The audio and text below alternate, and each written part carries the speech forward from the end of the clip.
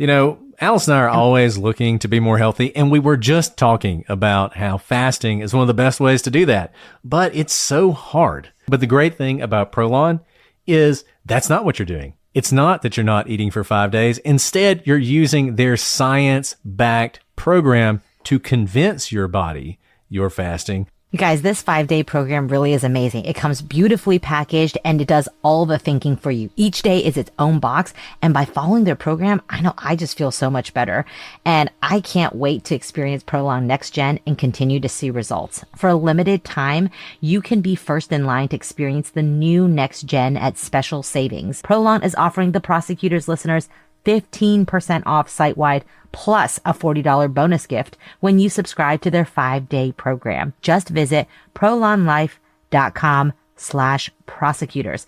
That's PROLONLIFE.com/prosecutors to claim your 15% discount and your bonus gift. prolonlife.com/prosecutors. Hello, my name is Jackie Schimmel.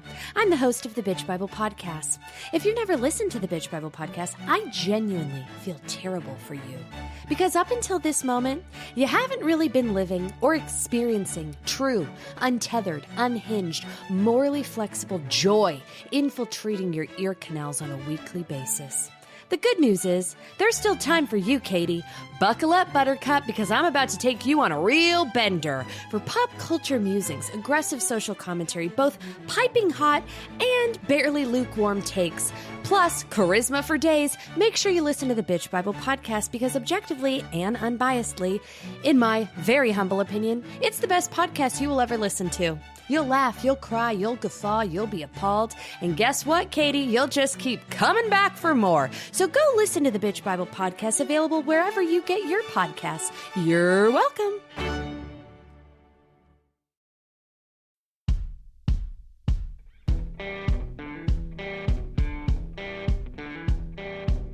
I'm Brett. And I'm Alice. And we are the Prosecutors.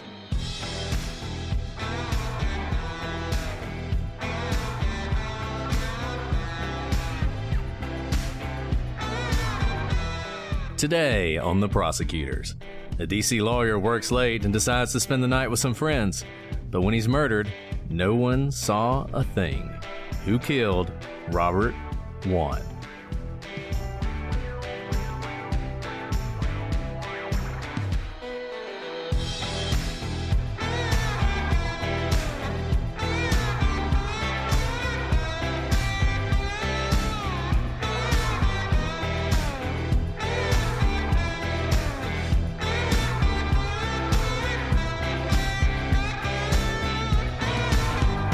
Hello, everybody, and welcome to this episode of The Prosecutors. I'm Brett, and I'm joined, as always, by my brawl co-host, Alice. I don't know how to respond because I'm not exactly sure what you said. Brawl. I heard brawl. Brawl. I heard brawl, but you also Brawl. have a very great accent. Like I'm in a brawl, like a bar brawl. Without the L.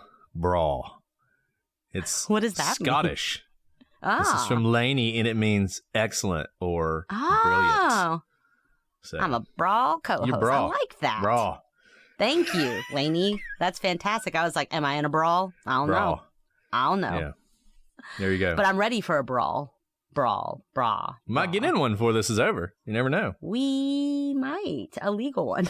A legal brawl. Yeah.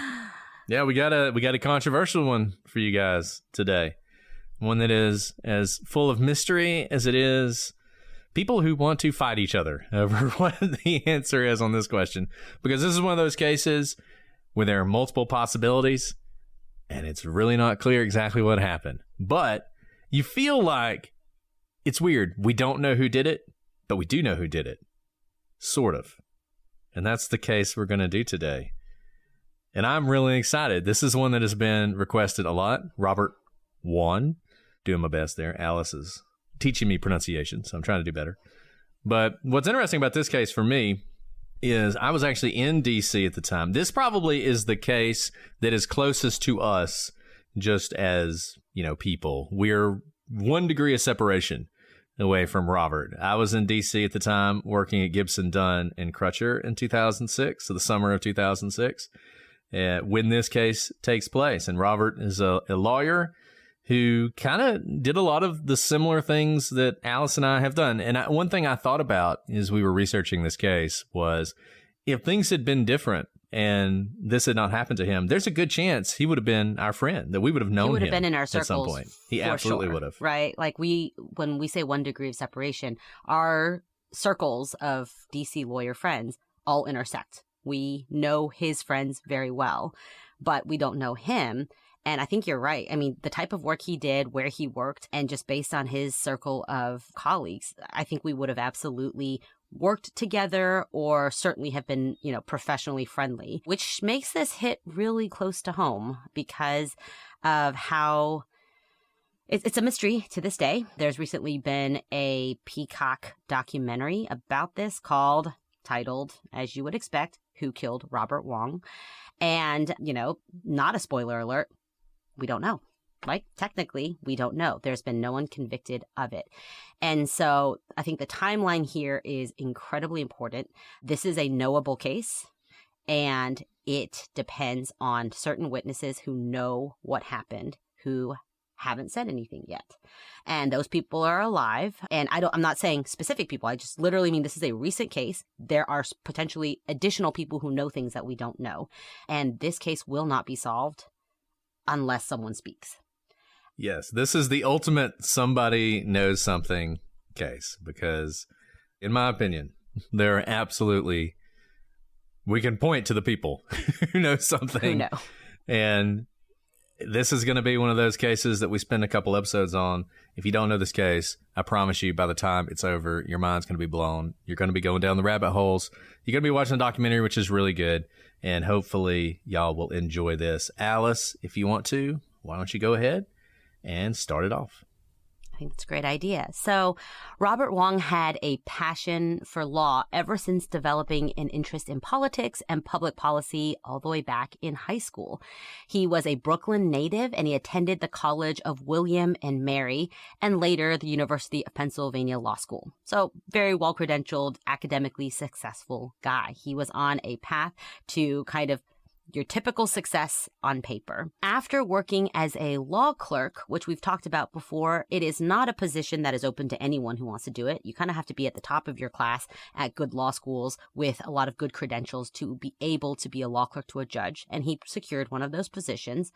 Wong also got a position at Covington & Burling, which is a big law firm, working in commercial real estate law, and he was there for 6 years.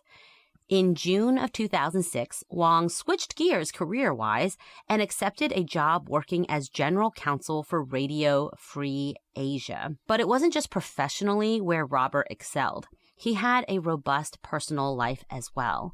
He had lots of friends. He was well-liked. He met and married the love of his life, Kathy, in 2000 after a whirlwind romance that began the year prior. And he had a lot of friends in his DC legal community, and they describe him kind of across the board as an amazing person who was fun to be around, just a kind person. And those who knew Robert best characterized him as insightful, witty, and always good to talk to. In the summer of 2006, knowing that he would be working late in the city, Robert made plans to stay the night at the home of one of his oldest and best friends, Joe Price, in D.C., because he lived in the suburbs of D.C., which if you live in the DMV area, you know that you can live in the D.C. area and still be without traffic more than an hour away, which was the case for Robert.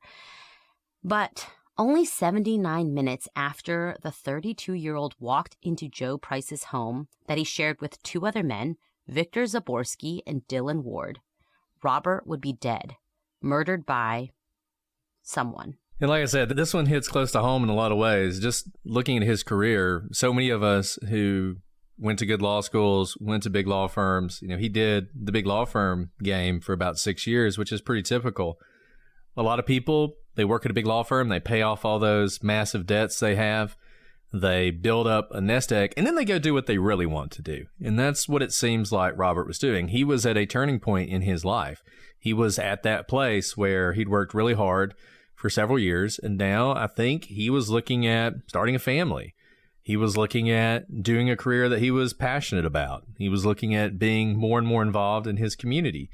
And in a lot of ways, this was probably the best time of his life when this thing happened to him. And Alice mentioned, just for some of you who don't know D.C., basically Washington, D.C., capital of the United States, if you missed it.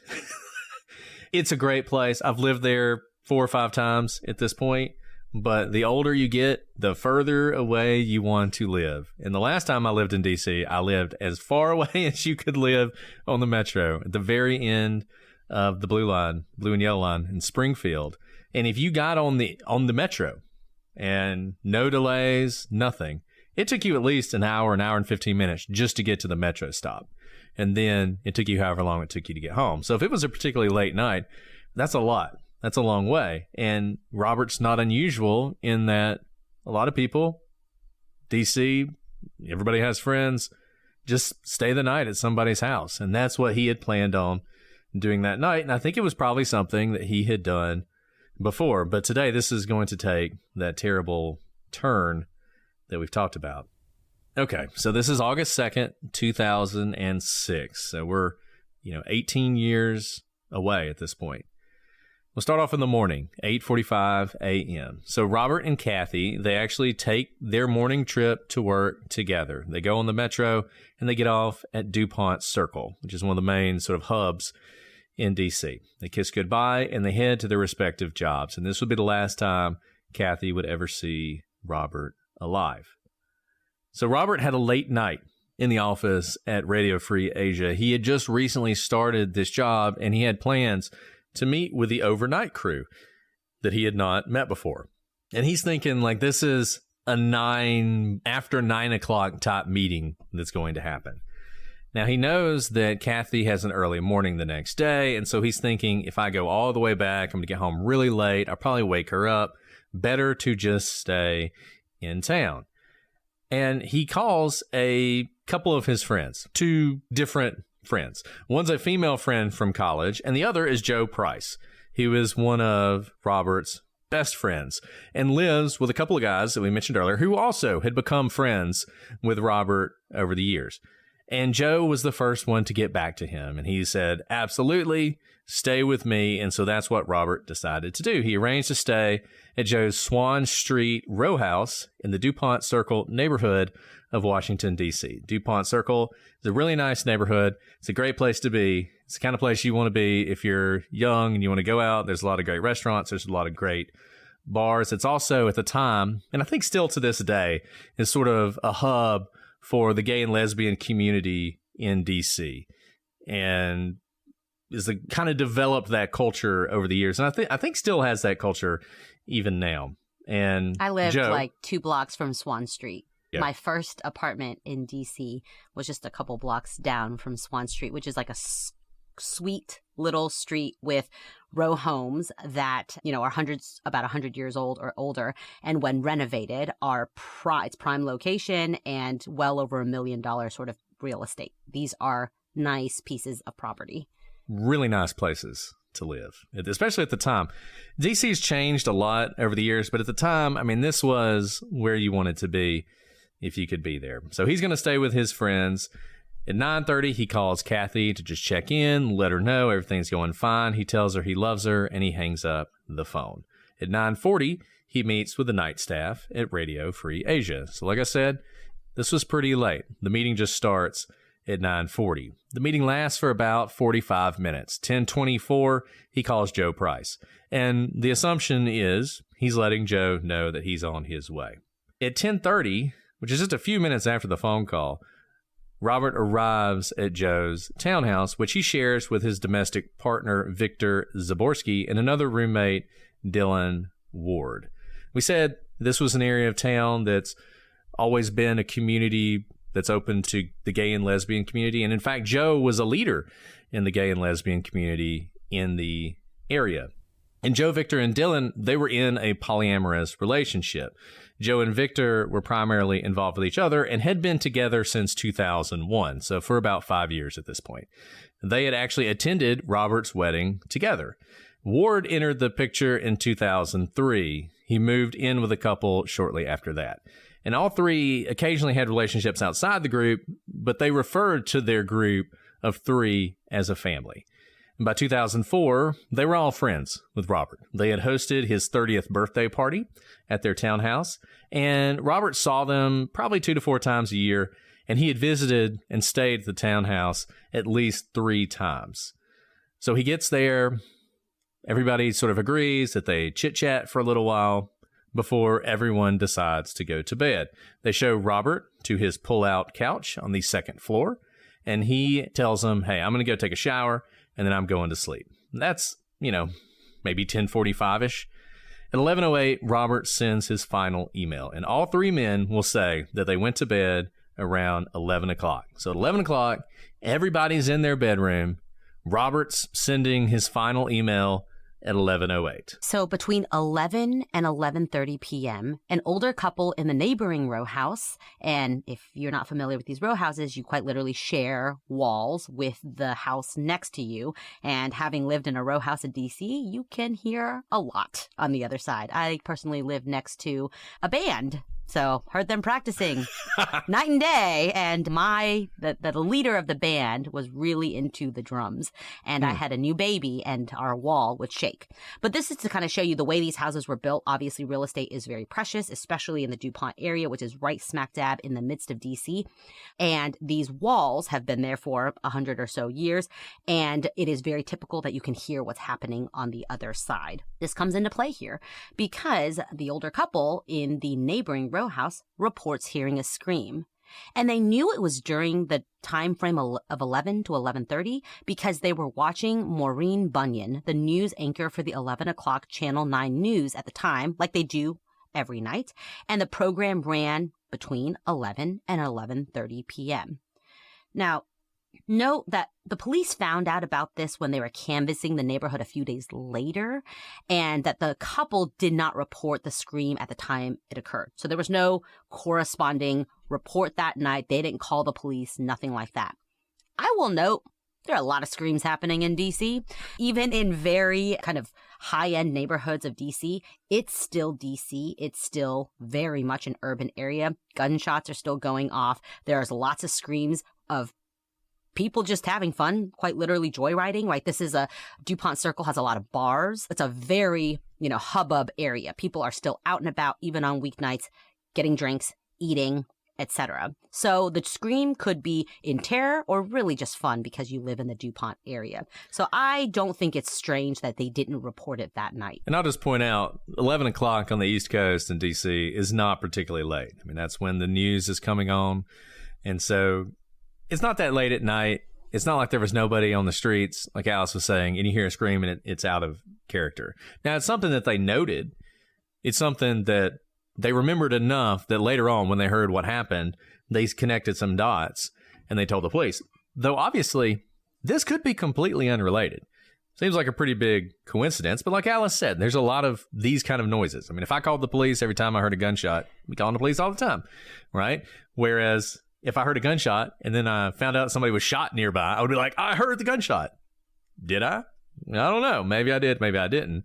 But given sort of the time frame that we know and given their proximity, this probably is something related to this case. And it narrows down the window for us to another 30 minutes or so, but it actually narrows it down even more than that because we know that Robert was alive and sending emails as late as 11:08 p.m. So we're talking here 22 minutes before the nightly news would have gone off. Yeah, I think that's exactly right. And one other thing to note, though it's a very bustling neighborhood, there is a difference in kind of hearing what's happening on the street, which, the windows, they're usually pretty old windows, are pretty thin. So what's happening outside could be traveling inside pretty quickly. But you also notice what is outside versus inside. And so I do think this may be something that grabbed their attention because it wasn't just the yells on the street of a good time out with friends after a day of work. It was coming from the apartment next door. At 11:49 p.m., so just 79 minutes after Robert arrived to the Swan Street residence, Victor, one of the 3 men in the house, calls 911 to report that their friend had been stabbed by an alleged intruder. The 911 operator informed Victor that emergency services would be dispatched and asked, quote, whether they needed police, fire, or ambulance. And Victor requested only an ambulance.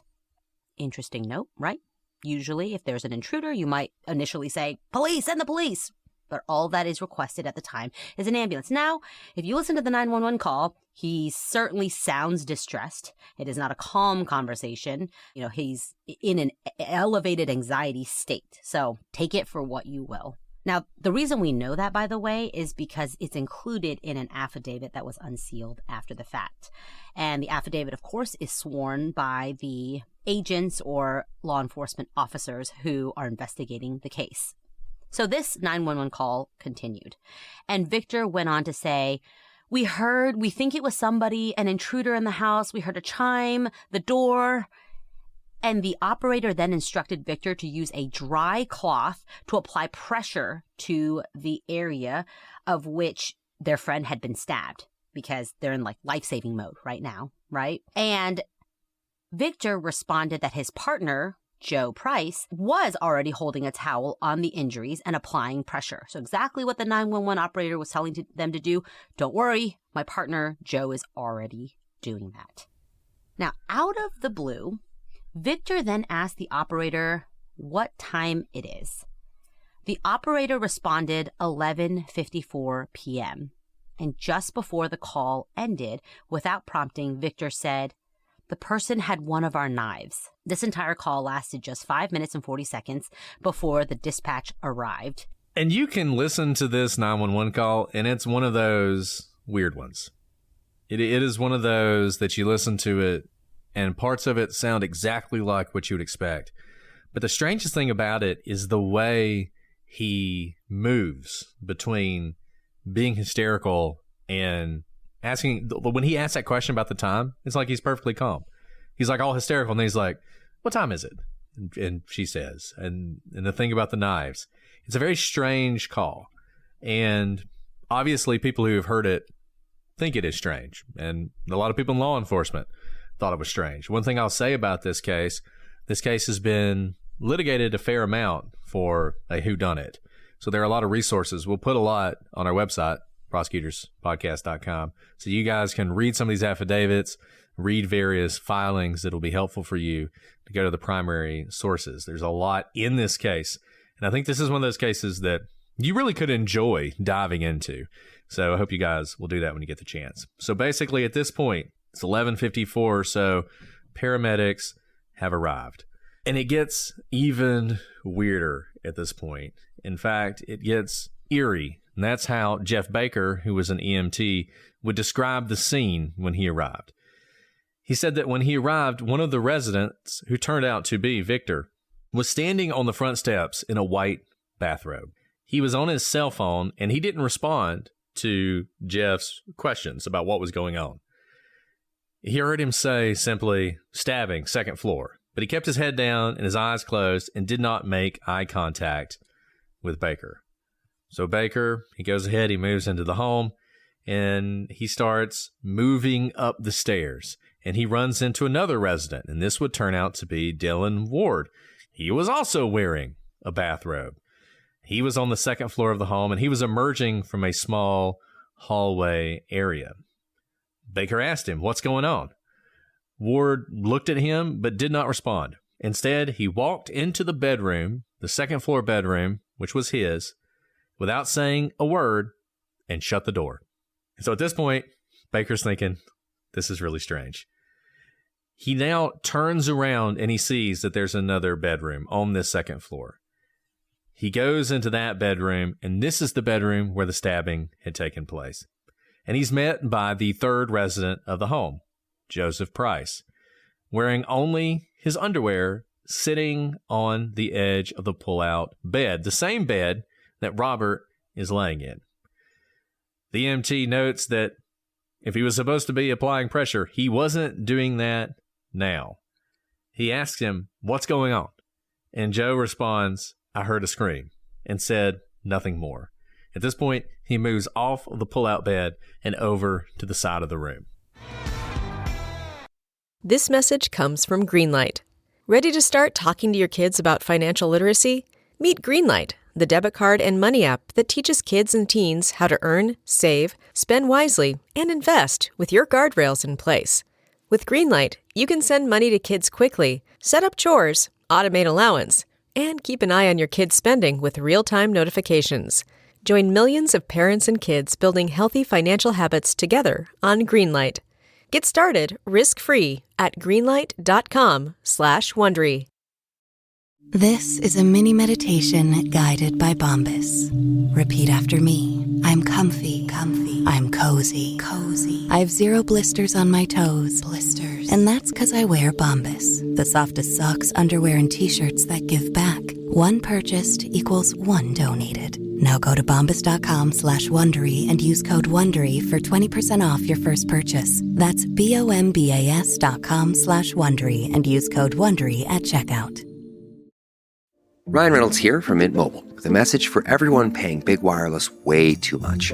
Please, for the love of everything good in this world, stop. With Mint, you can get premium wireless for just $15 a month. Of course, if you enjoy overpaying, no judgments, but that's weird. Okay, one judgment. Anyway, give it a try at mintmobile.com/switch. Upfront payment of $45 for 3-month plan, equivalent to $15 per month required. Intro rate first 3 months only, then full price plan options available. Taxes and fees extra. See full terms at mintmobile.com. So the EMTs are immediately alarmed by all of this bizarre behavior by the people who are living in the house. One EMT saying that their conduct, quote, made the hair on the backs of his neck stand up. And in most instances, EMTs often are the first ones on the scene. They respond to emergent situations, 911 calls. And typically, these EMTs say that when they arrive, residents would be running around, directing EMTs where to go, telling them what was wrong, talking a mile a minute, high levels of anxiety, especially if someone is dead, stabbed, there's been some sort of an intrusion on the home. But what they experienced at this home was far from that sort of frenzied experience. In fact, it was kind of a calm and a quiet across the entire home. At this point, the EMTs approach the victim, Robert Wone, who is laying in the pull-out bed. It's kind of like a study. There's just 2 rooms on the second floor. Very typical of a row house because they're skinny houses. And so this particular house had 3 floors. The first floor had your living area with the kitchen and the living room, a patio, and when you go up the stairs, there's not much room. It's essentially one hallway with one bedroom on one end, and the other end is a study kind of guest bedroom.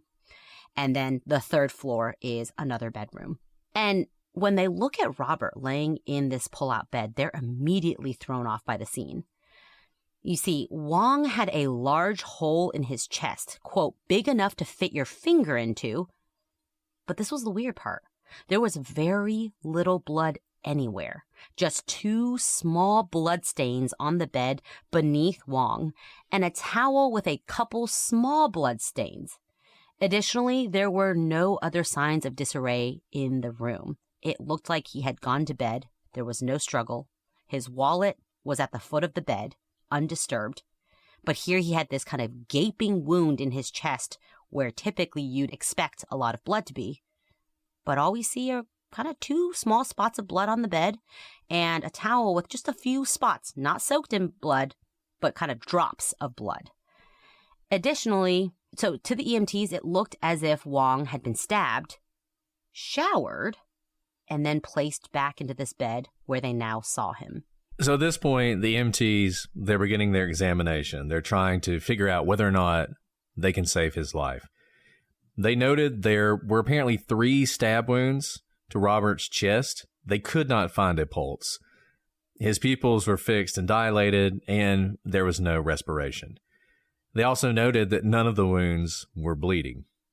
Robert was dead, and according to the EMT's evaluation, it appeared he'd been dead for some time. So while they're assessing the victim, the Metropolitan Police Department, they arrive on the scene, and they immediately note that this residence, 1509 Swan Street, it's a high-end, nicely furnished row house. It's valued over $1 million. The home appeared neat and orderly. There was no evidence that anyone had ransacked the place or stolen a bunch of stuff. There was expensive electronics and other items openly displayed, just sitting in various places around the first floor. The police entered the guest room where Robert had been sleeping, which, as we said, was the bedroom situated farthest away from the stairs. So if you were coming up the stairs, it was not the first bedroom that you came to. That would be Dylan's. His, you had to go around and go back, and that's where Robert was staying.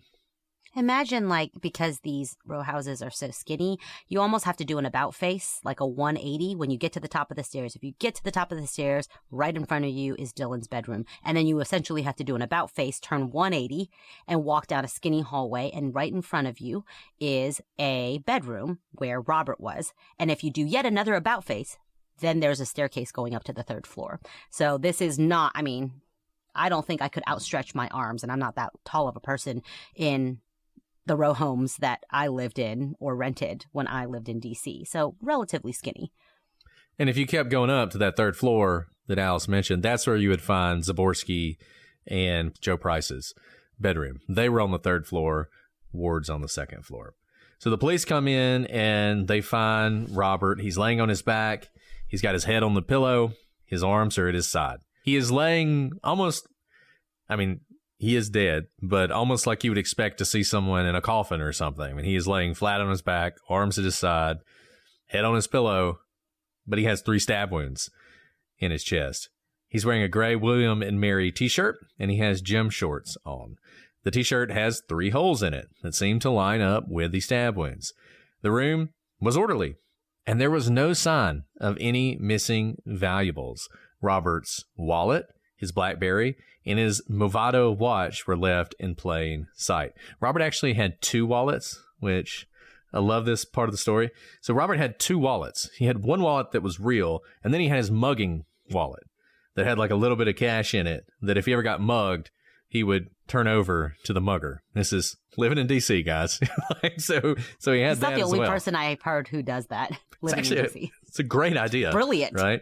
Well, neither his real wallet nor his mugging wallet were stolen, nor was his watch or his cell phone. Interestingly, Robert had his dental night guard in, and his wife would testify that this was the last thing he'd do at night.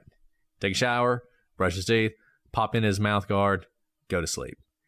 A bloody knife was found on the nightstand next to the bed, and the knife appeared to have come from the knife set in the kitchen. And if you remember, Zabrowski, when he called the police, he said that Robert had been stabbed with one of their own knives.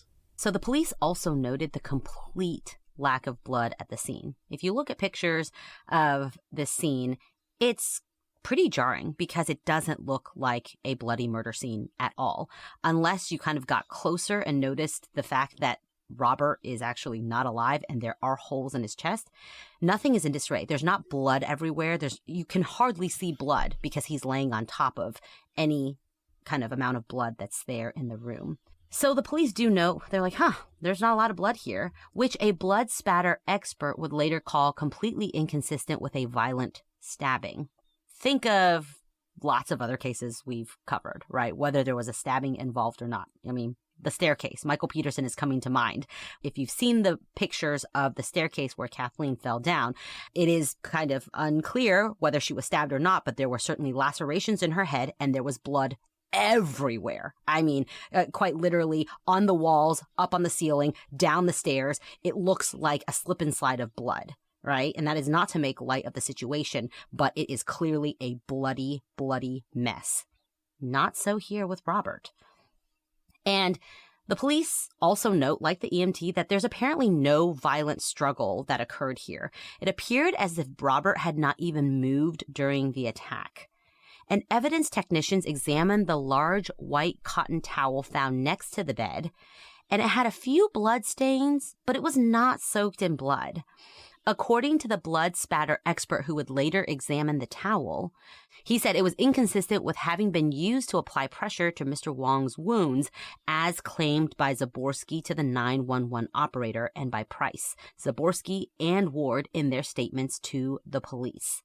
Instead, The blood pattern on the towel was consistent with the pattern one would expect to see if someone held the towel in one hand and a bloody knife in the other, placed the knife on the towel, folded the towel over the blade of the knife, and wiped the blood from the towel onto the knife. Note what I just said. The expert did not say wipe the bloody knife onto the towel. The opposite. It seemed to indicate that the blood on the towel had been transferred to the knife, which is strange because if it is the stabbing device, you would think that the blood was on the knife. Further, the knife was examined by a trace evidence expert, and a significant number of white cotton fibers consistent with the aforementioned towel were found in the blood on the knife blade. In contrast, while the knife used to stab Mr. Wong appears to have passed through his t-shirt in 3 places, no fibers from or consistent with that shirt that had those 3 holes in it were found in the blood on the knife. And hence the kind of conclusion that this expert made of, it doesn't seem like the blood was transferred from the knife to the towel, but the other way around. And if those fibers transferred, where are the very obvious fibers from a gray t-shirt that the knife that was used to stab Wong had to have gone through? And we're going through this quickly because all this is very fascinating, but I think there's several things that we've talked about that we should stop and talk about in a little bit more depth. Alice made what I think is one of the most important points that you can talk about in this case, and it's something we're going to come back to a lot. Where's the blood? Every case we talked about with the stabbing. Remember Michelle Schofield? Why was it that it was so hard to believe that murder happened in the trailer? Because there was no blood. And it was hard to imagine how you could stab somebody and there not be more blood. And they lose that much blood. And we're going to talk about later how much blood Robert lost. And there not be blood anywhere. And you not see cast off. And you not see pools of blood. Well, apparently, she could have been murdered in that trailer because Robert was stabbed 3 times, including once in the heart. And there's no blood anywhere. And that doesn't make any sense, right?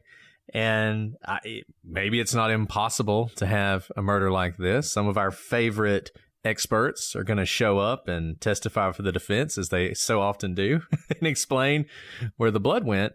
But it certainly, when you first hear it, it strikes you as strange. So that's the first thing. The second thing, this knife.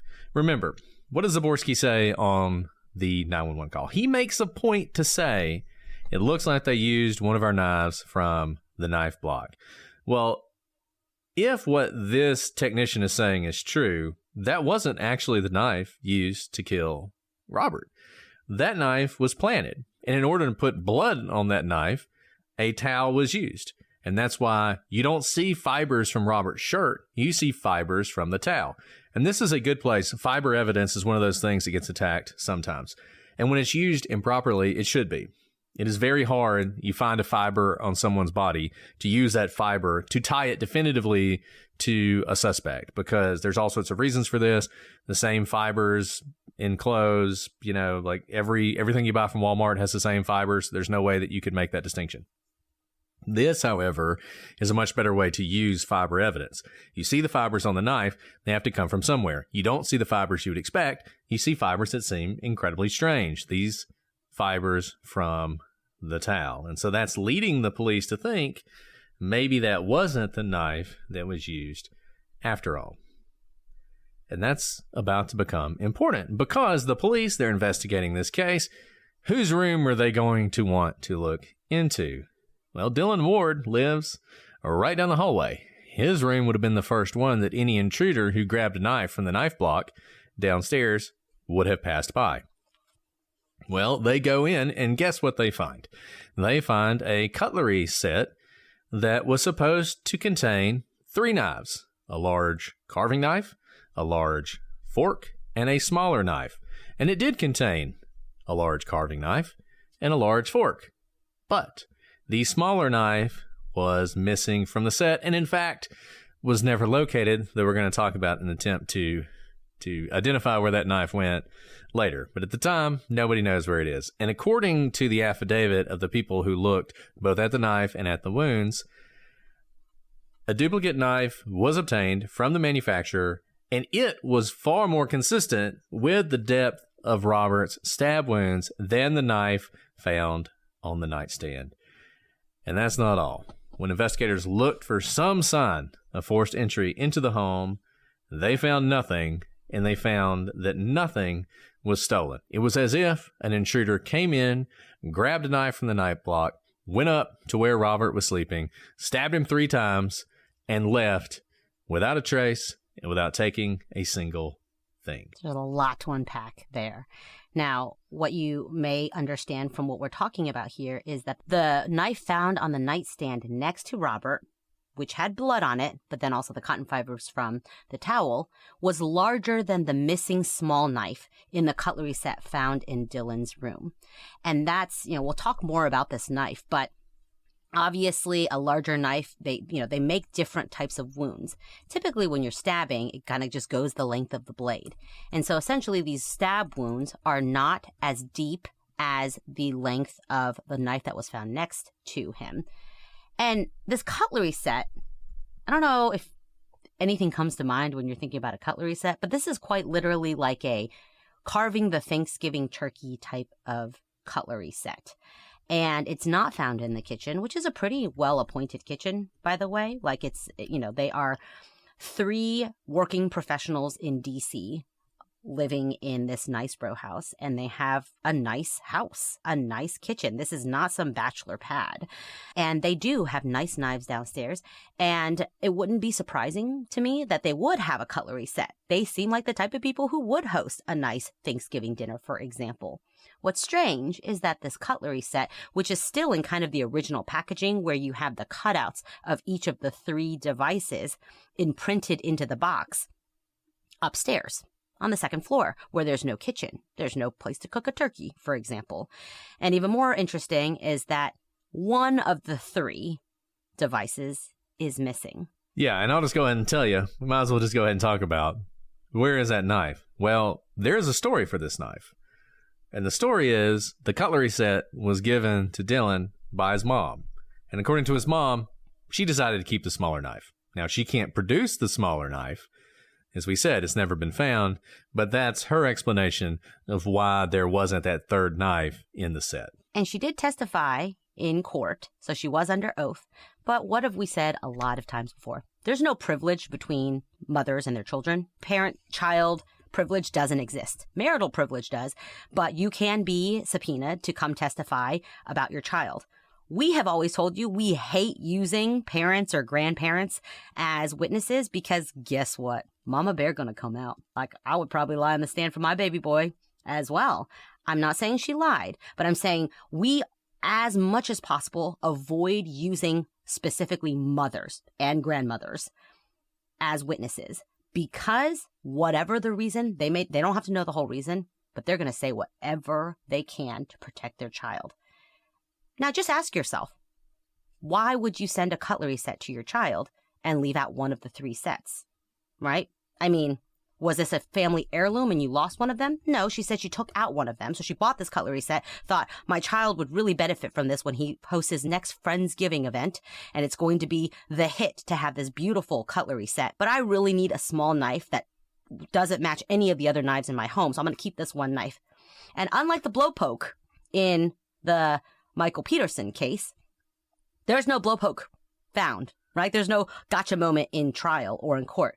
So she doesn't say, hey, I kept this. I just needed an extra knife. I really have attachments to this knife and I kept it. And in fact, here it is. Nana's old knife. I just didn't want him to lose it because I love this thing. I grew up with this knife. It was like a security blanket to me. Now, if she'd done that, I'd be like, well, gosh darn, Mama really did keep the knife. Nothing like that.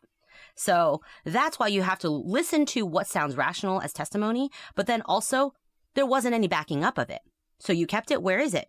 It clearly wasn't that important to you if you can't locate it now. And so to this day, that particular knife has never been found.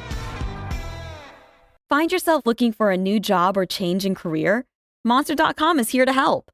We are not only here to bring you job postings, but also AI interview prep and salary tools, expert career advice, and top-notch resume services. We've got everything you need to land your perfect job fit. Discover the magic of finding the ideal job with Monster.com. Your future starts now. Visit Monster.com today. Your next job opportunity is just a click away. And yeah, we've talked about this a lot. We talk about it all the time. You listen to people testify about things. They tell you stories. How do you tell if somebody's telling the truth and not telling the truth? The best you can do is sort of compare what you got to the evidence and to your own experience. And look, maybe she did keep the knife. That's what she said. That's certainly possible. That strikes me as very strange. I mean, does anybody out there think that I'm going to give a knife? It's not like there were 30 knives in this set and she decided to keep one. This is a 3-knife set. And she's like, I'll just keep one of these knives. Does that make sense? Does that strike any of you out there as a believable thing? Or does it strike you as a little too convenient, maybe, given the facts that we're looking at? And one other note, we've talked a little bit about this home, how it's in a very nice area, how it's worth over $1 million, which really $1 million home in DC doesn't say much because everything is so expensive in DC. But this is also 18 years ago. Again, not a bachelor pad. It's a really well decorated home. It's clean, it's neat, and there's flat screen TVs, around. There are nice electronics. It's well decorated. They don't have young children running around, so they don't have to worry about childproofing the place. So there are nice breakable items of value all over the home. And not a single one of those things were disturbed or taken. And another interesting thing when you talk about intruder cases is an intruder. We talked about this with Mueller, right? American Nightmare guy.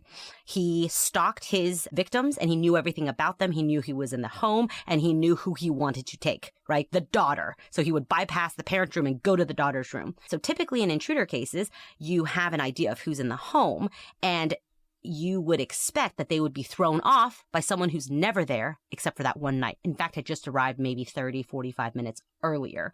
You would expect if there was going to be an intruder whose one goal was to come in, use a weapon, come in for murder, because they stole nothing. So you would assume the only thing they came for was murder, was to come without a weapon, to walk to the back of the home, or if they came from the back, grab a knife, know where to grab a knife. Everyone keeps their knives in different places in the dark.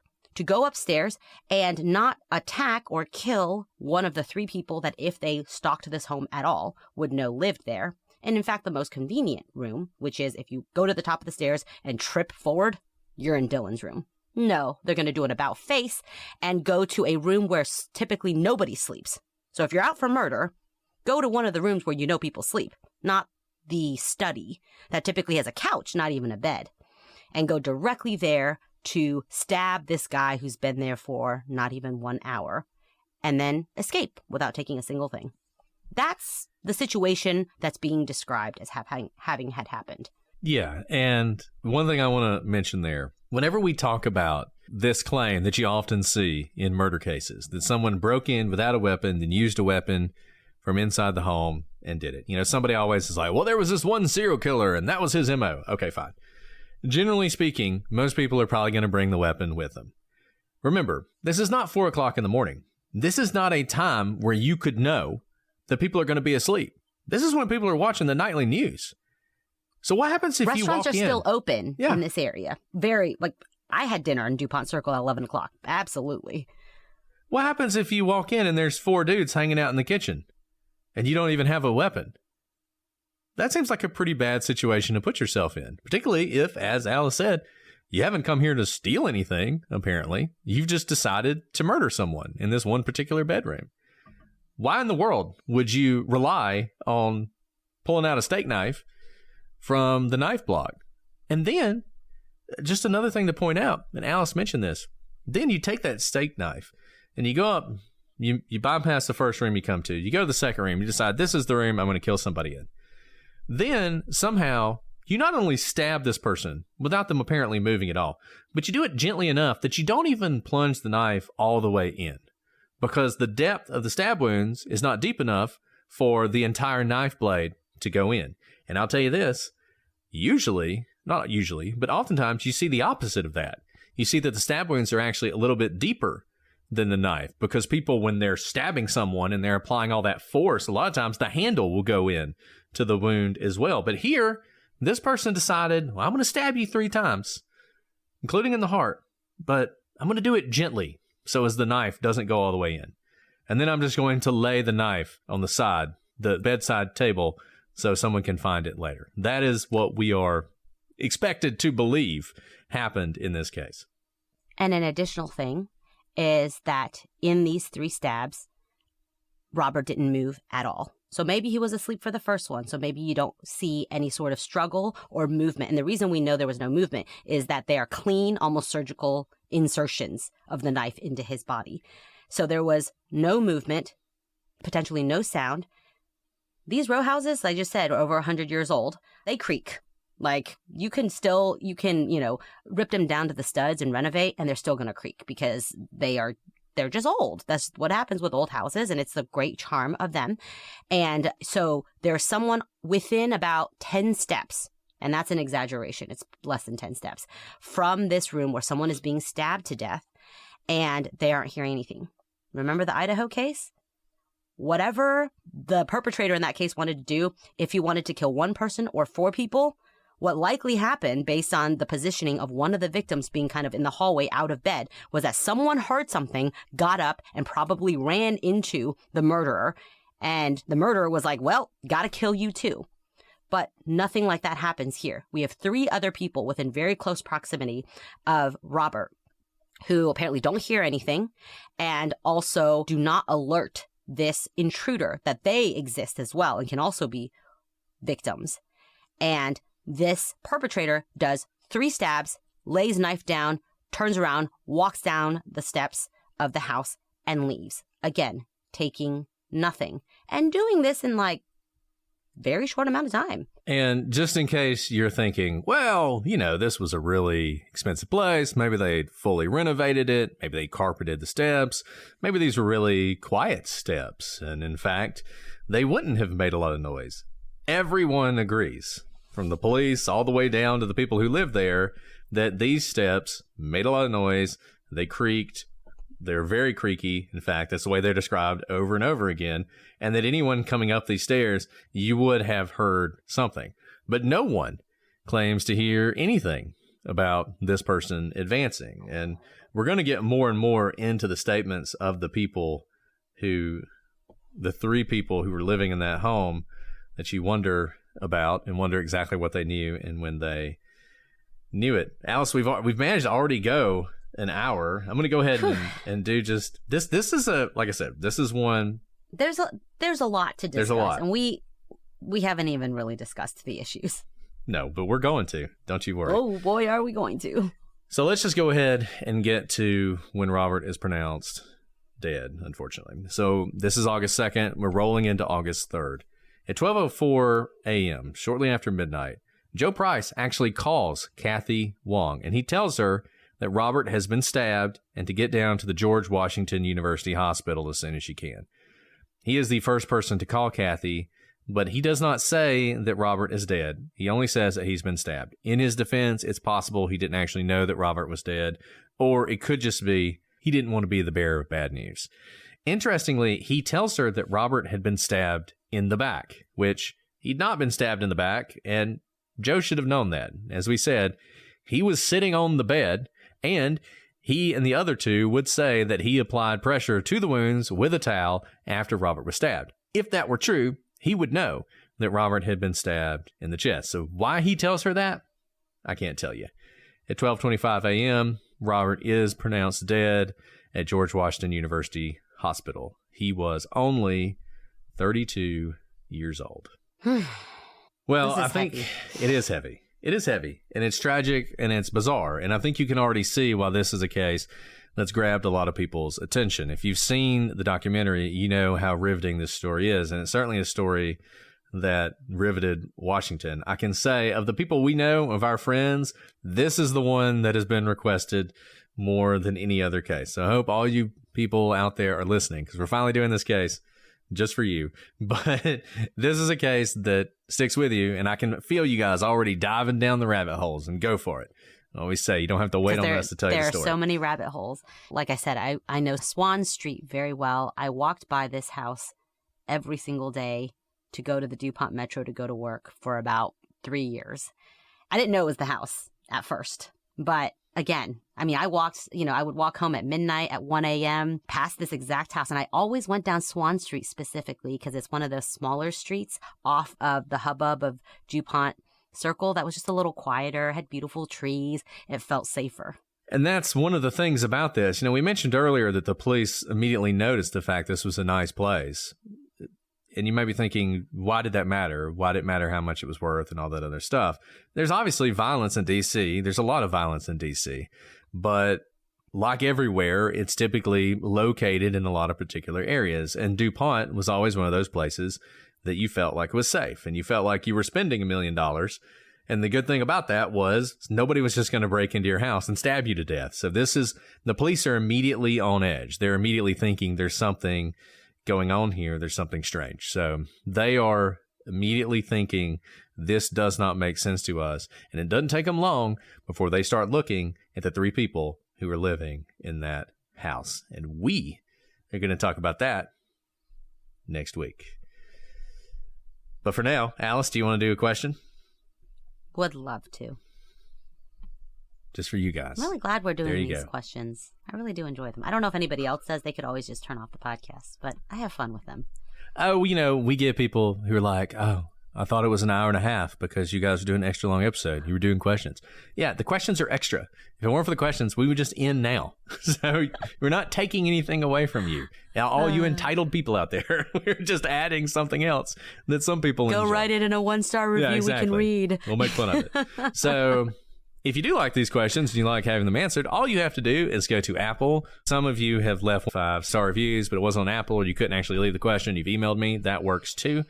That is fine. It's not like we're going to check up on you. We trust you guys to have actually let the 5-star review. And we really enjoy answering these questions for you. Okay, let's see. Greta Dog wants to know, where in the world does Brett live where he hears gunshots all the time?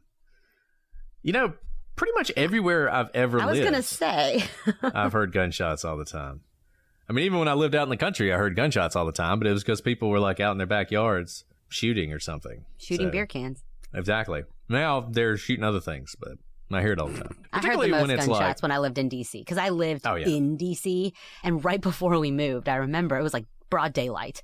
And I lived next to the zoo. It was relatively nice, but it was still very urban.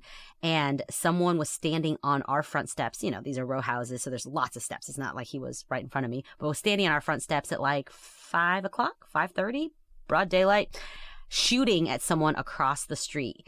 And all the like bullet casings were on our front step. And then we moved like the next month. It wasn't because of that we moved, but I was like, gosh darn it.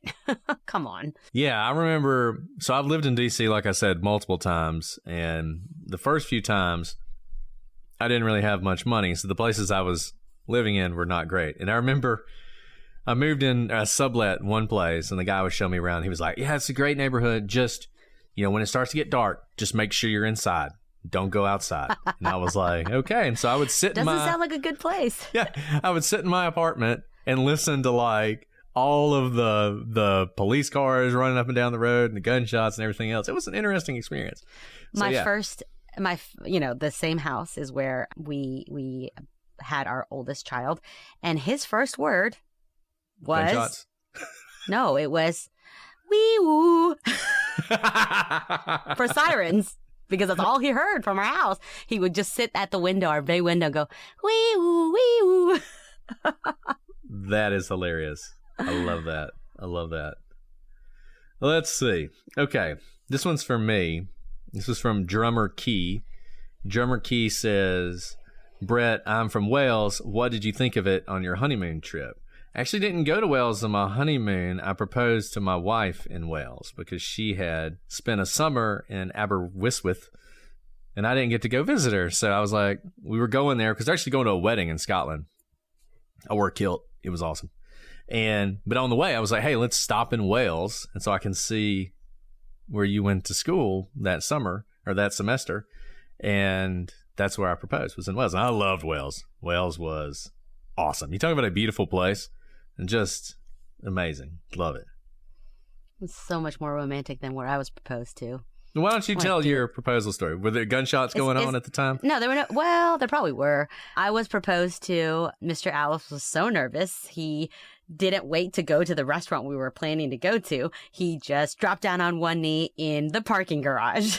I love it. See, that's more. And I literally was like, what are you doing? Like, I thought he dropped something. That's and I was like, you couldn't awesome. wait like 10 minutes for us to get to the restaurant? Well, I had the ring, and so we're going through, through security and everything, and I decided to keep it on me. I was going to keep it on me was the best way. And then like our flight got canceled. We're supposed to fly in to Birmingham, England. We're going to fly from Birmingham to Birmingham. It's going to be fun. It's Birmingham. But that flight got canceled. And I'm on the phone with the American Airlines person, and they're like, well, we could get you to Dublin. And I'm like, Dublin's on a different island. I mean, like, we can get you to Dublin. Country. I mean, that's closer than where I am now, I guess. But they got us to London. But I've got the ring the whole time, and I'm, and I don't know. I've never been to Aberystwyth, so I'm not sure where I'm going to propose. So I'm carrying this ring with me everywhere. And my wife still talks about how awkward I was because, but she didn't realize what was going on because we dated for such a long time just so she would be surprised. That's what I always tell people. So she would be shocked when it happened. But it was great. It was perfect. And then those of you who want to see the kilt, if you're on the gallery, I'll share one in one of the chats. It's a good one, y'all. It is super kilty. I look great in a kilt, not going to lie. Okay, so let's do one more. We've got so many now, I feel like. We do. It's fun. This one's sort of random, but you might have something. MBV 1016 wants to know, do you have any book recommendations lately? So have you read anything lately, Alice, that really struck your fancy? So I'll go ahead and say, I am reading, and Alice, I have your copy, and I need to give it to you. The Hunt for Brianna Maitland, The Relentless Pursuit of Answers to One of Vermont's Biggest Mysteries. And it's actually written by the private investigator who has spent a lot of time looking into the case, Greg Overacker. And if you remember that case, that's the case where the young lady, she's going home from work, and they end up finding her car sort of backed into this abandoned building. There's all sort of mystery about what happened to her. If you enjoyed that case and you enjoyed that discussion, I highly recommend the book. I mean, even if you didn't enjoy it, you probably would enjoy the book more. But I will throw that one out there. The Hunt for Brianna Maitland by Greg Overacker.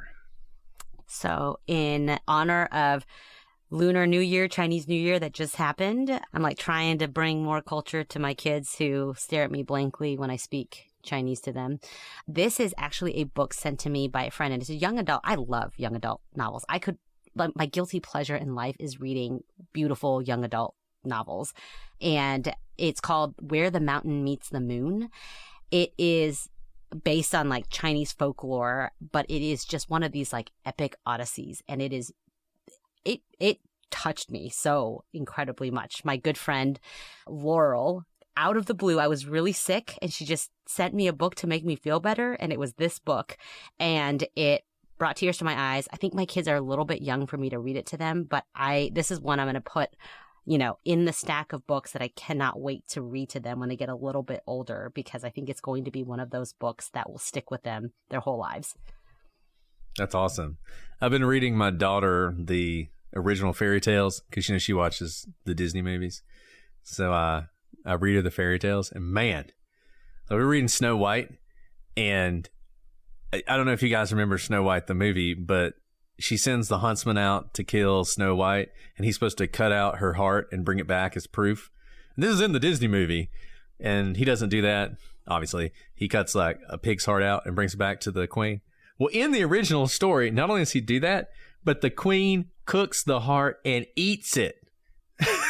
Just like, whoa. Anyways, so I'm like reading this story to her, and I'm like, no. Wow. I actually gave away our like original, it looks like so beautiful. It has like fairy tales, like original fairy tales from the, whatever. And I was like, oh my goodness, this is like as dark as it gets. I want my kids to grow up in darkness, so it's fine. I know you do. You know where I give, who I give those books to is you. Yeah, there you go. Okay, well, that's all we got for tonight.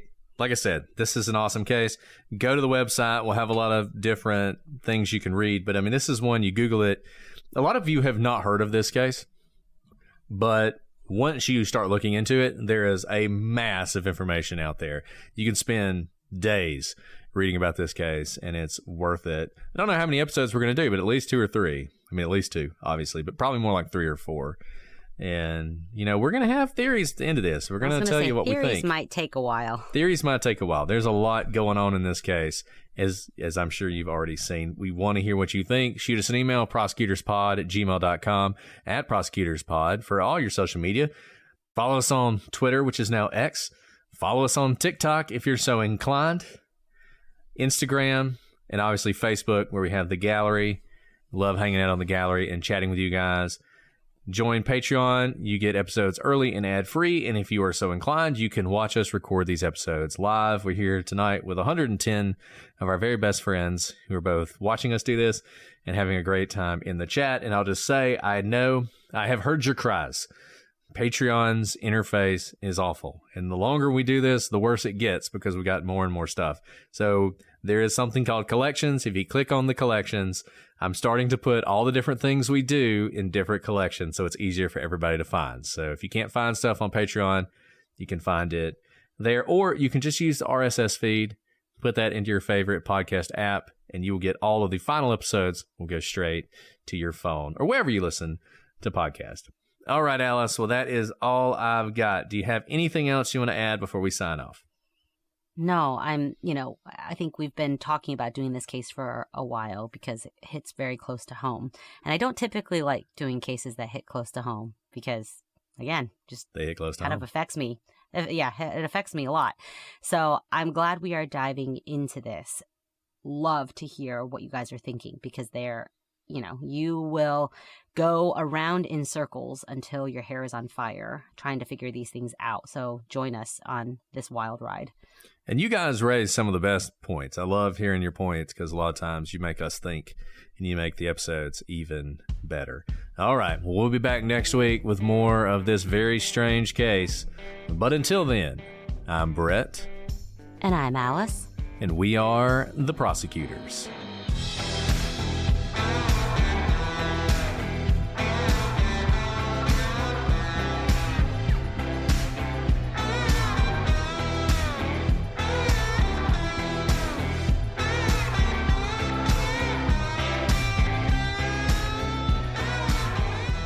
Okay, I'm going to go live. You ready to go live? Yeah. Do it live. I love when they're late. Makes me proud. Turn your volume up just the slightest. Okay. I was also sitting back a little bit. That's on me. And also, I don't know if you had this after you had COVID. It's hard to talk louder. It is. Like I hear myself muffled and I feel muffled. Mm-hmm. Well, so amazing. I recorded, I don't know if you saw it, but I recorded a couple of the 1-star reviews. They're so mean and it's so funny. I have to hilarious. Not laugh while I'm doing it.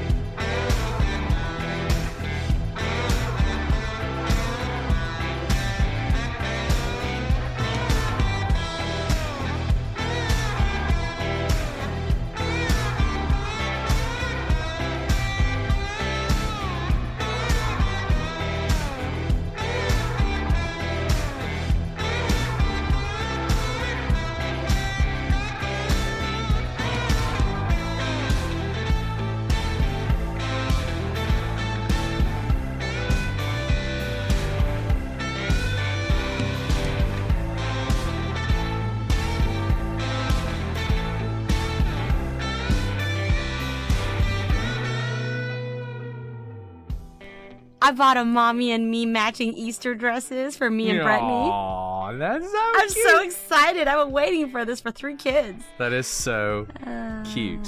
Thank you. I just thought you should know. I can't wait to see it. I can't wait. It was pretty cute. And of course I bought matching shirts for the boys because I don't want them to feel left out.